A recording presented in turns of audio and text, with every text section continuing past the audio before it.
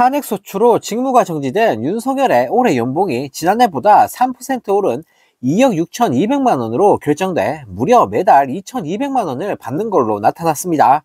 네, 인사혁신처에 따르면 2025년 공무원 보수 규정의 전체 공무원 보수 인상률에 따라 윤석열 연봉도 약 765만 원 올라갔다고 하는데요. 네, 이에 따라 윤석열은 매달 세전 2,188만 원을 받는데, 네, 직무가 정지된 지금도 대통령직을 어쨌든 유지는 하고 있기 때문에 급여가 정상 지급된다고 합니다.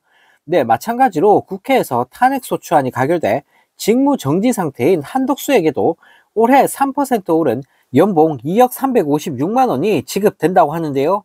네, 이는 대통령이나 국무총리가 탄핵소추로 직무 정지됐을 경우 급여를 어떻게 하는지에 대한 규정이 별도로 없기 때문이라고 하는데, 네, 이 때문에 윤석열과 한덕수 급여를 몰수해야 한다는 국민들의 분노가 폭발하고 있다고 합니다. 네, 뿐만 아니라 내란 주요 임무 종사 등의 혐의로 구속 기소된 김용현은 12.3 내란 사태 약 일주일 뒤 퇴직급여를 신청한 사실도 알려졌는데요. 네, 민주당 추미애 의원은 공무원 연금공단에 확인한 결과 지난달 10일 김용현이 구속되던 날 퇴직급여 청구서가 우편으로 접수됐다라고 밝혔습니다.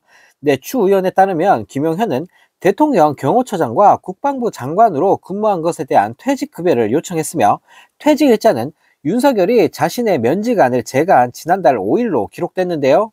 네, 이에 추 의원은 김 전 장관이 퇴직 사유를 파면이나 해임 등이 아닌 일반 퇴직으로 명시했으며 형벌사항 등을 기재하는 항목에도 없음으로 표시했다라고 밝혔습니다.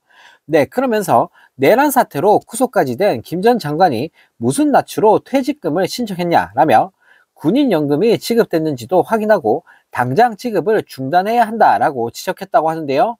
네, 내란을 일으킨 범죄 피해자들한테 국민의 피 같은 세금으로 월급까지 주고 있으니 정말 어처구니가 없습니다. 네, 이런 가운데 박종준 경호처장 사직 뒤 윤석열 체포영장 집행저지 강경파인 김성훈 경호처 차장에 대한 경호처 내부 반발이 커지고 있습니다. 네, 김 차장 지시를 경호처 간부가 정면으로 거부하는 등 내부 균열이 확산되는 모양새인데요. 네, 11일 경호처 내부 게시판에 윤석열 체포영장 집행을 물리력으로 저지하는 것은 불법 행위가 될 수 있다라는 글이 게시됐다고 합니다. 네, 글을 올린 한 경호처 관계자는 현 상황과 관련해 수사기관의 체포영장 집행을 방해하는 행위는 공무집행 방해에 해당할 수 있다라며 수사기관의 영장 집행에 대한 협조가 필요하다라고 밝혔는데요.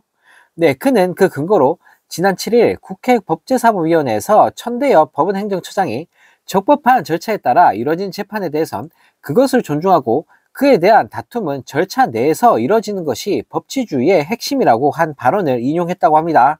네, 그러면서 이렇듯 정당한 직무를 집행하는 공무원에 대해 폭행한 경우 공무집행 방해에 해당하고 단체 또는 다중의 위력을 보인 경우 특수공무집행 방해에 해당할 수 있다라고 지적했는데요. 네, 이 관계자는 또 대법원이 과거 국정원 직원들의 구속영장 집행을 방해한 이석기 의원실 등 통진당 당원들의 특수공무집행 방해 혐의를 유죄로 확정했다는 사실도 언급했다고 합니다.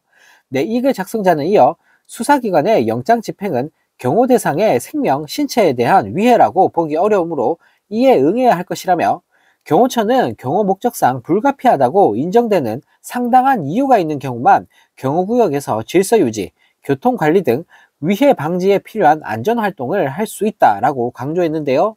네, 이처럼 해당 글이 경호처 직원들 사이에서 공유되며 파장이 커지자 김성훈 경호처 차장이 해당 게시글을 삭제하라고 지시한 것으로 전해졌습니다. 네, 하지만 게시글 작성자가 소속된 부서장이 김 처장의 삭제 지시를 거부했고 결국 전산 담당 직원을 시켜 게시글을 삭제한 것으로 알려졌는데요. 네, 지난 3일 윤석열 체포영장 1차 저지 뒤 경호처 일반 직원들의 반발 기류가 언론 등을 통해 알려지기 시작했는데, 네, 중간 간부까지 대놓고 항명하는 기류가 나타나기 시작한 건데요. 네, 한편 김건희, 김용현 라인으로 분류되는 김성훈 차장은 여전히 2차 체포영장 집행을 물리력으로 저지하겠다는 입장을 고수하는 것으로 알려졌습니다. 네, 윤석열 하나 때문에 이게 뭔 개고생인지 하루빨리 수갑찬 윤석열의 모습을 볼 수 있기를 기대해 보겠습니다. 네, 또 다른 소식입니다. 체포당할까봐 바짝 쫄아있는 윤석열이 14일 열리는 헌법재판소의 탄핵심판 첫 변론기일에 출석하지 않겠다라고 밝히면서 국민들에게 조롱을 당하고 있습니다. 윤석열 탄핵심판 대리인단 윤곽근 변호사는 12일 기자들에게 공수처와 경찰청 국가수사본부가 불법 무효인 체포영장을 불법적인 방법으로 계속 집행하려고 시도하고 있다라며 대통령 신변 안전과 불상사가 우려돼 14일은 출석할 수 없다라는 개소리를 날렸다고 하는데요. 공수처와 경찰이 윤석열에 대한 체포영장 재집행 시기를 저울질하는 가운데 윤석열이 탄핵심판 첫 변론기일에 출석하기 위해 한남동 관저를 나섰다가 체포되는 상황을 피하기 위해 헌재의 탄핵심판 변론기일에 출석하지 않겠다라고 한 겁니다. 앞서 헌재는 윤석열 탄핵심판 변론기일을 1월 14일, 16일, 21일, 23일과 2월 4일 등 5차까지 일괄 지정했고 이에 윤석열 측은 지난 9일 윤 대통령이 헌법재판 진행과 관련해 출석한다는 의사는 확고하다라며 출석 일자는 아직 특정할 수 없지만 다만 횟수에 제한 없이 필요하면 간다는 생각이라는 말 같지도 않은 소리를 내뱉었는데요. 또 윤 변호사는 대통령이 헌재에 출석하기 위해서는 신변 안전과 경호 문제가 해결돼야 한다라며 안전 문제가 해결되면 언제든 출석할 예정이라는 뻔뻔한 모습을 보였다고 합니다. 체포당할까봐 발악하고 있는 윤석열을 보고 있으니 참 한심하다는 생각이 듭니다. 이런 가운데 윤석열에 대한 2차 체포영장 집행을 준비 중인 경찰과 공수처가 박종준 전 경호처장의 휴대전화를 확보한 것으로 전해졌습니다. 공조보는 박 전 처장의 휴대전화를 바탕으로 경호처 내부 동향 등을 파악할 것으로 보인다고 하는데요. 언론 보도에 따르면 경찰청 국가수사본부 특별수사단은 전날 경찰 조사를 마친 뒤 박 전 처장으로부터 휴대전화를 확보한 것으로 전해졌습니다. 특수단은 10일과 11일 이틀 연속으로 박 전 처장을 불러 윤석열에 대한 체포영장 집행을 방해한 혐의 등을 조사한 바 있는데요. 경찰이 박 전 처장 휴대전화로부터 경호처 내부 인원 현황이나 배치 등을 파악할 수 있다는 관측과 함께 2차 영장 집행을 앞두고 경호처 내부 상황을 파악할 수 있다고 합니다.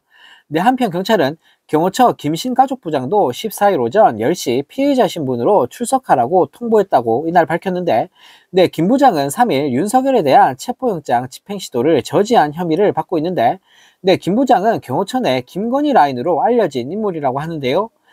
공수처랑 경찰은 더 이상 간만 보지 말고 하루빨리 관저에 쳐들어가서 윤석열을 체포하길 바라겠습니다. 이런 가운데 윤석열 측 변호인단이 공수처에 변호인 선임계를 제출하면서 탄핵심판 결론 이후로 체포집행을 미뤄달라는 요청을 한 사실이 드러났다고 합니다. 12일 법조계에 따르면 윤석열 측 변호사는 이날 오후 2시에 공수처를 찾아 변호인 선임계를 제출하고 수사팀을 접견하면서 대통령의 권한행사에 대한 헌법재판소의 재판이 진행 중인 절차적 문제 등을 고려하면 윤석열을 지금 체포하는 것은 적절치 않다라는 의견을 전한 것으로 파악됐는데요. 이에 공수처는 윤석열 측 변호인 선임계가 제출되고 수사팀과 면담한 것과는 상관없이 체포영장 집행 준비를 이어가겠다는 방침이라고 합니다. 어떻게든 시간 끌어보려고 온갖 추태란 추태는 다 부리고 있는 것 같은데요. 끝까지 구질구질하게 국민들 열받게 하는 방법도 참 가지가지인 윤석열입니다.